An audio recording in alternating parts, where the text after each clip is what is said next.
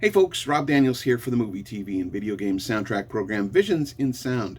If you're looking for me, I can be found every Saturday morning, 12 to 2 a.m. on Mix 98.5 in Kitchener, Ontario, Canada. And you can also find me if you missed the show, which you know what happens from time to time. You can also try me on visionsinsound.ca. So here we are. Today is International Women's Day, and I thought, what better way to celebrate this than to talk about pioneering women composers. And generally, when you talk about pioneering women composers, the first one that comes to mind is Shirley Walker. And while, yes, we will be talking about Shirley Walker in the future, right now I've got one for you that you probably haven't heard of. And she was born in 1922, and I'm talking about composer Doreen Carwithen. And again, I hope I'm pronouncing this correctly because I looked everywhere to try and find the pronunciation. So if you know the pronunciation better than I do, please let me know, because I would really love to get this woman's name done properly. In any case, I bought this album completely on a whim. I saw it and I thought to myself, you know what? I don't have a lot of female composers in my collection. That has changed over the years, of course. With stuff from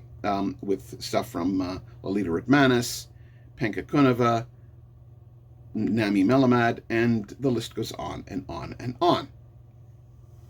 But Doreen, I can't say she's the first, but her early film back in 1947, being called To the Public Danger, was her first film. And it was actually directed by a man who would go on to direct a lot of the Hammer films. So yeah, this is her start. And just have a listen to this. This is really great stuff.